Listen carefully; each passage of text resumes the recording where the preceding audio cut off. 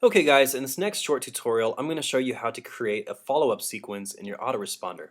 And the reason we want to create a good follow-up sequence is so that we can build trust in our customers so that we can sell things to these customers over and over again. And we're going to get these customers to come back to our website over and over and over again. Okay? If you do this correctly, you're going to keep these customers around for months and even years to come. If you do it incorrectly, they're just going to throw you in the spam box, and you do not want to come across as spam, okay? And make sure that you provide value to your customers. Like I said before, this is one of the most valuable assets to our business because we're going to be building an email list. And you're always going to have that list of people that you can market to, okay? So later on down the road when these people trust you, you can send out one mass email to that entire list and you'll get hundreds of visitors to your website all at one time. This technique is so powerful. You could set a goal for yourself. So you could set a goal for 100,000 customers. So you send out one email and you'll get thousands of visitors to your website instantly. Okay, this is the sneaky little trick that internet marketers aren't telling you, and this is what you should have been doing all along. Anybody that's doing internet marketing knows this is probably one of the best tactics to create a big income online within a short amount of time. Okay, so if you guys have not already created an account with GetResponse, go ahead and sign up for a free account and then log in. Since I'm already logged in, I'm just going to click on the dashboard icon up in the top right. And then at the top of the page, I'm going to go to Messages and I'm going to go down to My Follow-ups. And yesterday I had two follow-ups here. I erased one of those follow-ups, and so I just have day 0. So this is the message that people will instantly receive once they subscribe to my list. I'm going to go ahead and click on Edit.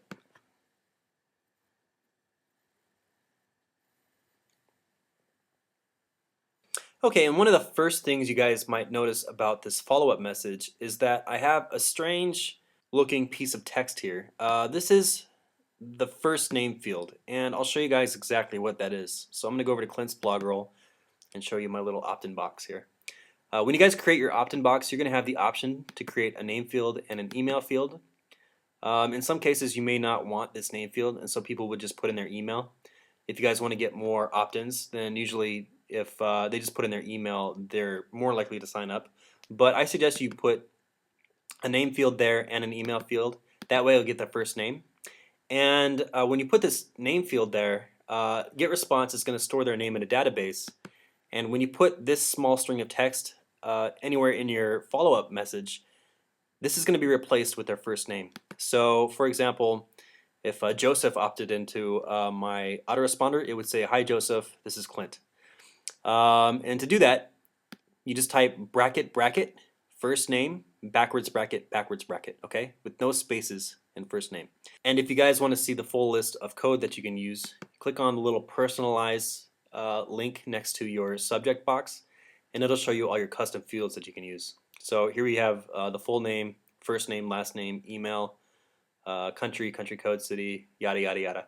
Okay, but more than likely you're only going to be using first name.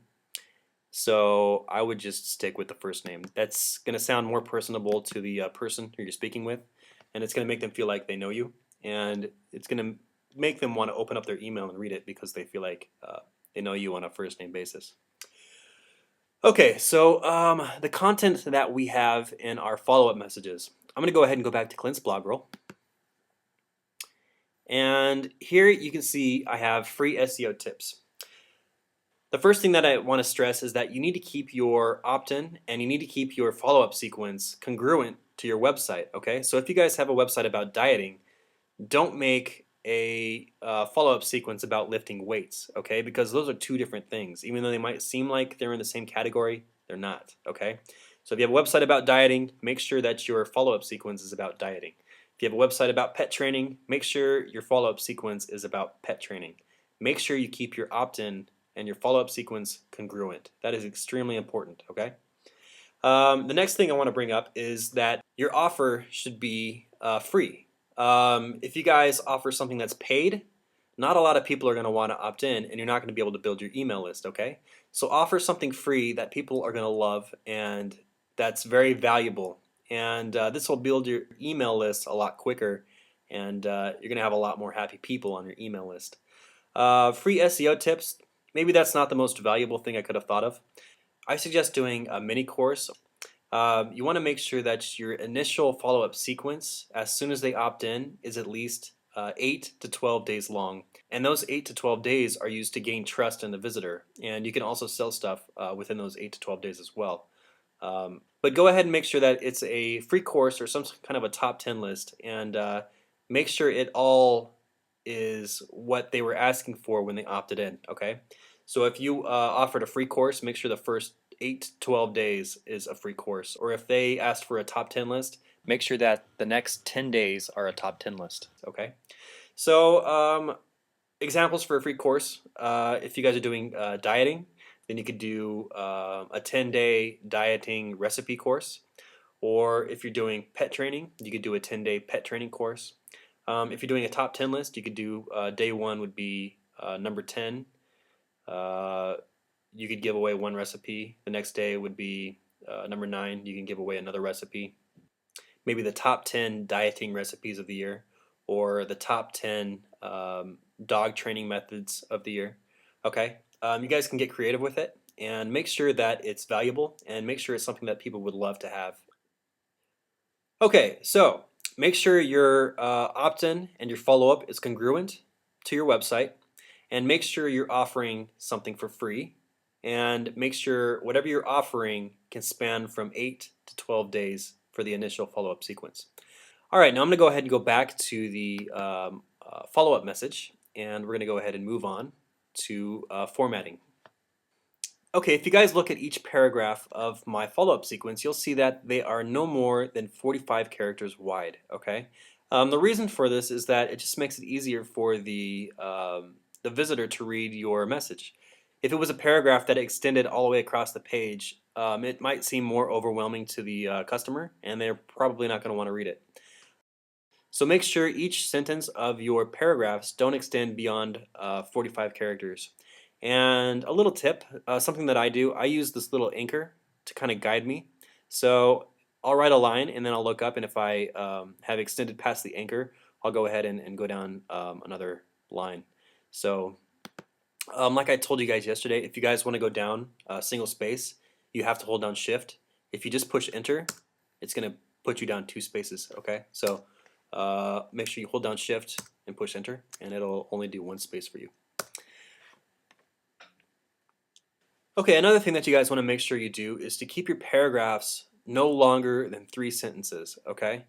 You want to keep your paragraphs short and to the point, and you want to keep each sentence short and to the point. Try and use periods. Try not to use commas. As you can see in my little example, I've used a few commas. Try and use periods. That way your visitor won't be so overwhelmed with a whole bunch of text. And it's much easier to read a bunch of small paragraphs rather than one long paragraph.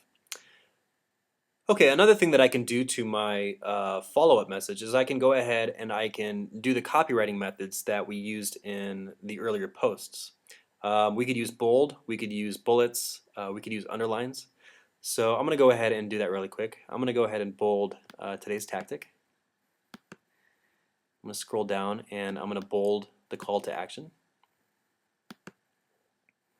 And I'm going to bold the other call to action that I have. And then I'm going to underline some of the points of my message. So let's see, boost traffic to your website.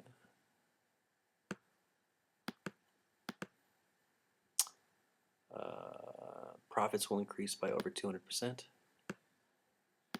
Okay, so there you go. You can use underline and bold, and this is just to help break up your paragraphs so that it'll be easier for your visitor to read again. Okay, so you just want to make sure that your messages are extremely easy to read and not so overwhelming for your visitors. Okay. Now, whenever you guys create a follow-up message, you guys always want to have a call to action. If not one, make 2 of them. Okay. So in this message, I have 2 call to actions. I have a click here, and I have another click here down below. And both of these send the visitor to my website. So I'm doing SEO tips, and one of my SEO tips is article marketing. So when they click here, they're going to be sent to my article marketing page. And also the same with this link down here. So make sure you guys always have a call to action that sends them back to your website. Okay, I can't stress that enough. And this is how you're going to get visitors to your website over and over again. And every single day, you're going to get more and more visitors to your website, and you're just going to watch your business blossom this way. It's a great way of getting visitors back to your website.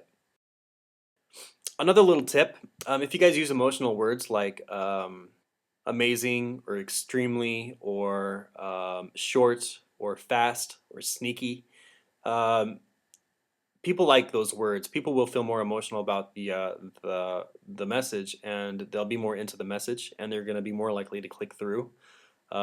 People like learning about tricks. They like learning about secrets. So you guys can use tricks and secrets in your messages as well. And that usually helps get a lot of visitors to your website. Okay, the next little trick I want to show you is something called hooks. And hooks are going to keep people checking their email for your email messages day after day. So after each email, you want to go ahead and add an extra little paragraph as a hook that will make them say, wow, I want to open up tomorrow's email. So for example, the hook would be, if you're doing a dieting website, it would be, tomorrow I will show you the sneakiest trick for creating a low-fat dessert quickly.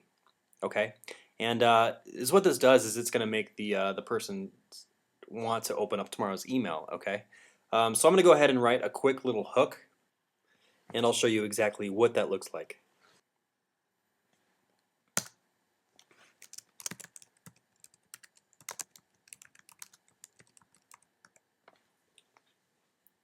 Okay, so I went ahead and I wrote, tomorrow I will show you the #1 secret that internet marketers are keeping from you that will make you an instant profit.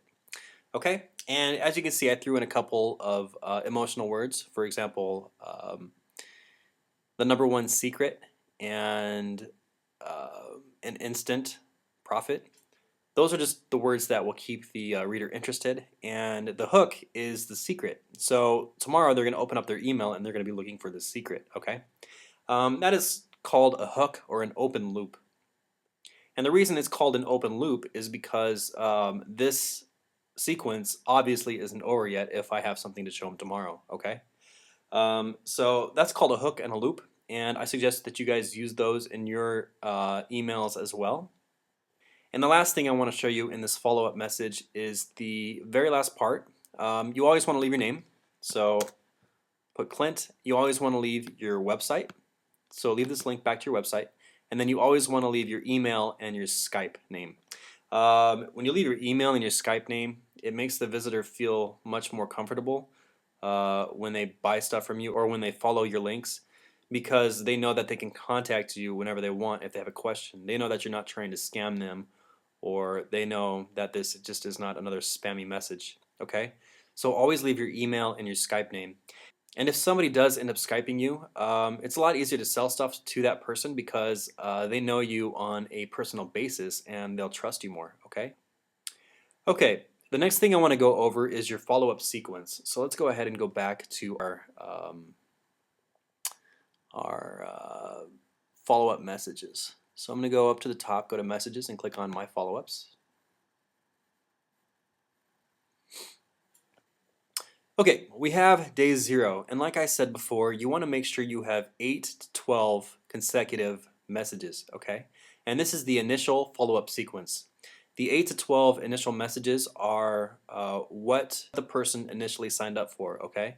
And if you can make it longer than 12 messages, by all means make it as long as you can, okay? If you want to make a 30-day course, a 60-day course, make it as long as you can, and try and gain trust with your visitors by adding value to each one of those messages.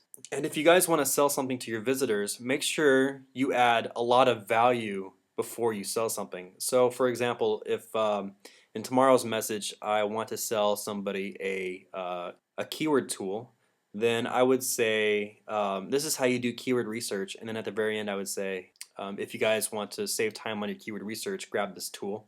That's going to show the visitor that you aren't just trying to sell them something, you're trying to give them a lot of value, and then you just kind of mentioned it at the end, okay? So don't come off as a salesperson, come off as somebody who's trying to help the people in your niche. So after that initial follow-up sequence, you want to send people messages every other day, okay? And make sure you don't sell them stuff in every single message, like I said. If you do, like I said, add value to those messages. But that's basically how you need to set up your follow-up sequence, okay? So 8 to 12 messages consecutive, and then after that, every other day a message, and don't sell people stuff every single day. Make sure you send people back to your website every single day, and make sure you guys are offering something free. And that is basically the ground rules for creating follow-up messages. So that's all I got for today's lesson. I hope you guys learned something, and I hope this helped, and I will see you guys in the next lesson.